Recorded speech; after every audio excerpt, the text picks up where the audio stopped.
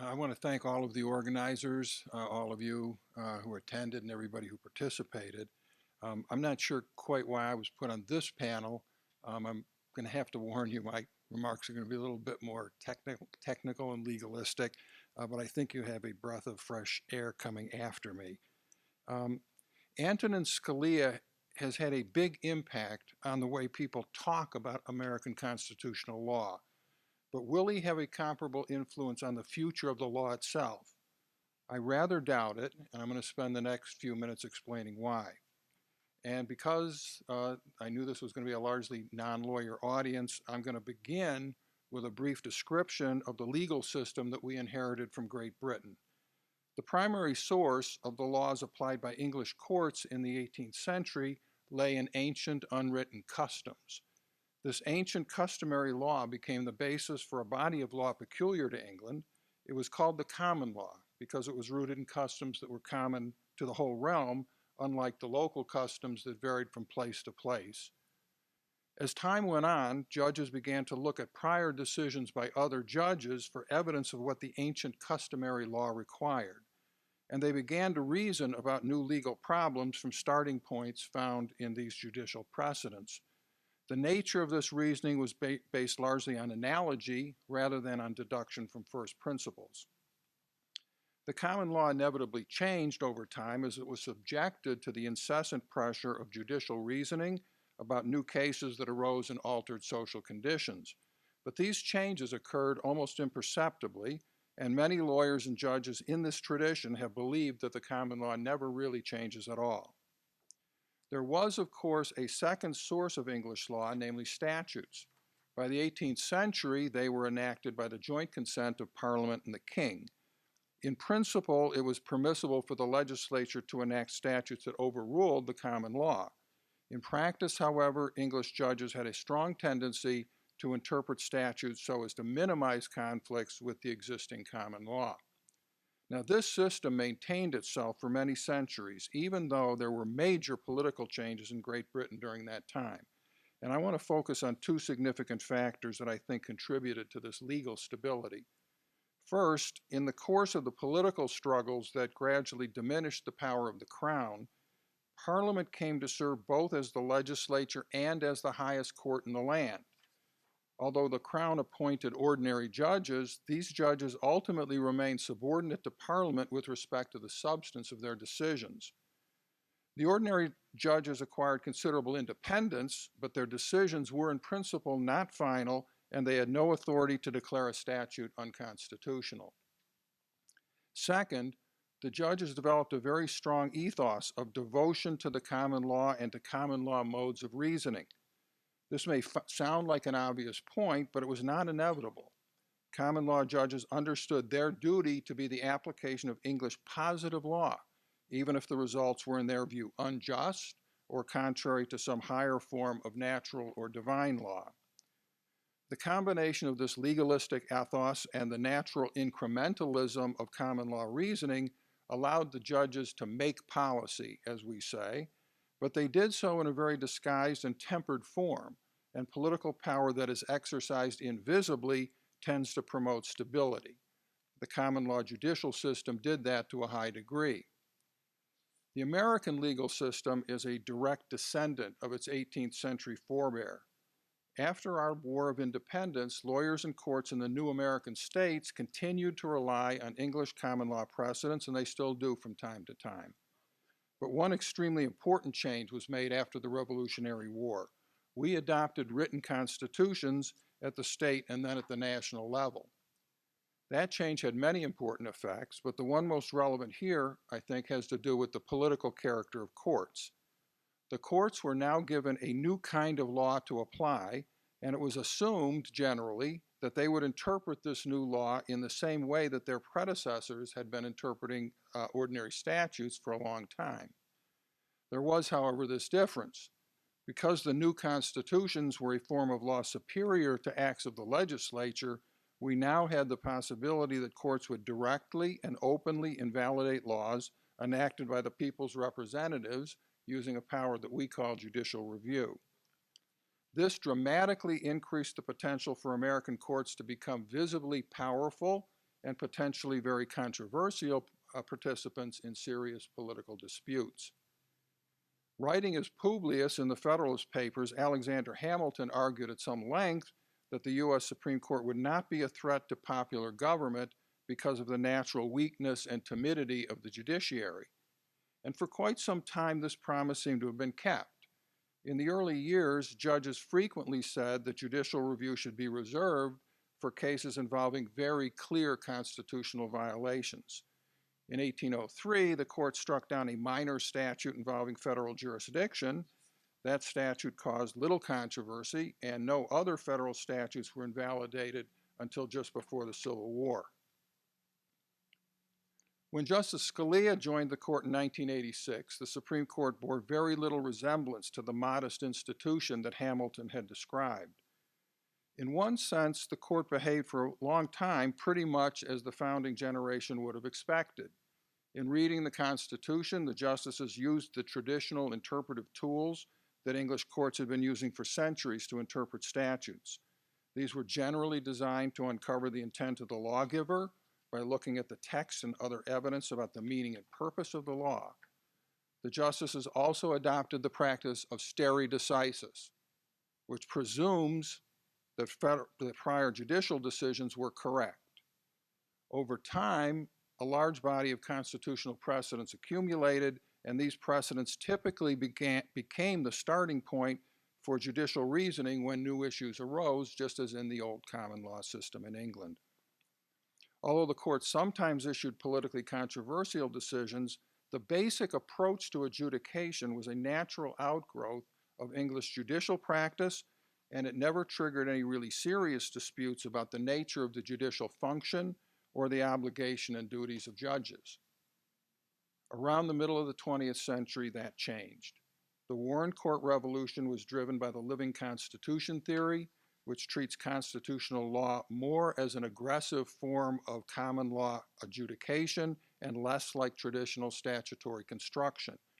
Now I'll just mention three especially significant developments. First, the court decided Brown v. Board of Education in an opinion that was virtually bereft of anything resembling legal analysis. The decision was politically controversial at first, especially in the South, but it turned out to be a major political success for the court. The justices were widely praised for their political wisdom in breaking what many people saw as an intolerable political deadlock. Second, in the wake of Brown, the court became ever bolder in imposing its views of justice and salutary social policy on the nation. This was most conspicuous in the field of criminal procedure, where the court dramatically expanded the rights of criminal defendants during a period of escalating violent crime. This project did not enjoy quite the same political success as the court's attack on Jim Crow. Third, the court announced a constitutional right to abortion in Roe v. Wade. Like Brown, the opinion contained almost no legal analysis. Unlike Brown, however, Roe became enduringly controversial and politically poisonous. Congress never enacted statutes like the Civil Rights Acts of the 1960s, which enforced and expanded Brown's vision of racial justice. On the contrary, Congress in many states repeatedly found ways to express their opposition to Roe and to abortion rights. By the time Scalia joined the court in 1986, Republican presidents had appointed several justices who were not inclined toward the aggressive judicial activism of the Warren Court era. William Rehnquist was the most prominent of these judicial conservatives, and President Reagan elevated him to Chief Justice at the same time that he appointed Scalia. Rehnquist, who was originally appointed by President Nixon, was probably more politically conservative than any justice appointed after Franklin Roosevelt was elected president. As a judicial conservative, however, he was not markedly different from two justices who sat on the Warren Court, Robert Jackson, for whom Rehnquist clerked, and John Marshall Harlan, whom Rehnquist succeeded on the Supreme Court. Both of them were relatively reluctant to overturn the decisions of democratically elected legislatures, and Harlan was a persistent internal dissenter from much of the Warren Court's post-Brown adventurism. Like Jackson and Harlan, Rehnquist practiced what could fairly be called judicial restraint, very much in the tradition of incrementalist common law adjudication. Rehnquist generally confined himself to resisting extensions of Warren Court innovations or to cutting them back a little bit at the margins.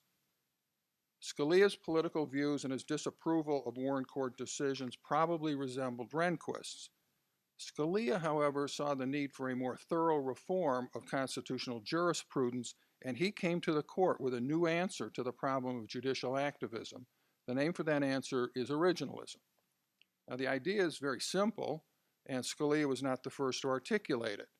Justice Frankfurter, for example, had said long ago that the ultimate touchstone of constitutionality is the Constitution itself and not what we have said about it.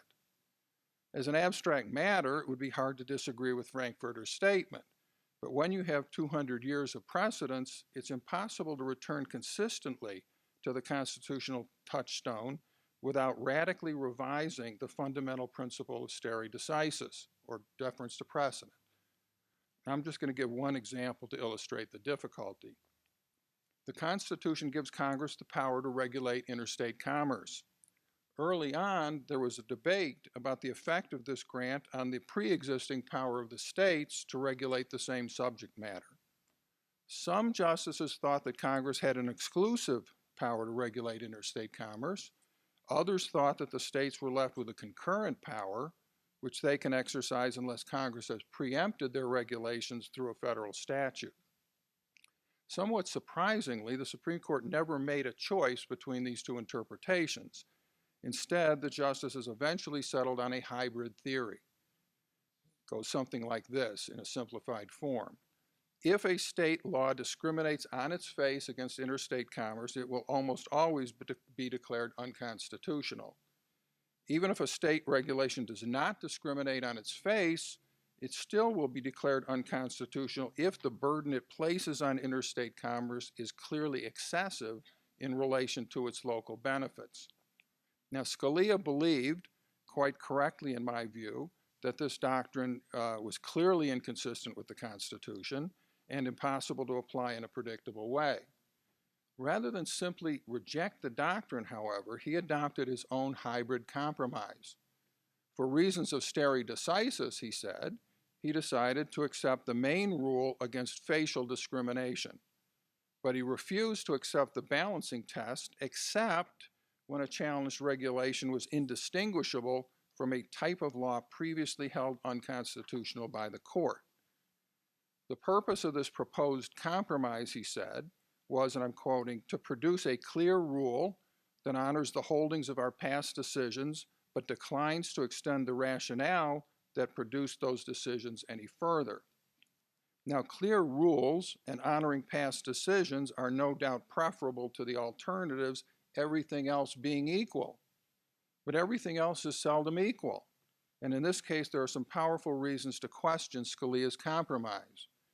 First, if the doctrine is very clearly inconsistent with the Constitution, as Scalia believed it is, why not just follow the Constitution by repudiating the entire doctrine? That's exactly the position that Justice Thomas takes, and I think it's what one would expect from a committed originalist. On the other hand, the results produced by the doctrine, primarily the frustration of state economic protectionism, are very desirable as an economic matter under almost any plausible economic theory, including any economic theory of politics. Why should stare decisis protect the first part of the doctrine, but not the balancing test? After all, they're both and equally unconstitutional. A common law incrementalist could easily argue that the balancing test, unlike the rule against facial discrimination, creates more problems than it solves and should therefore be abandoned. But that argument has nothing to do with originalism, which in this case adds little beyond rhetorical flavoring to Scalia's incrementalist application of stare decisis.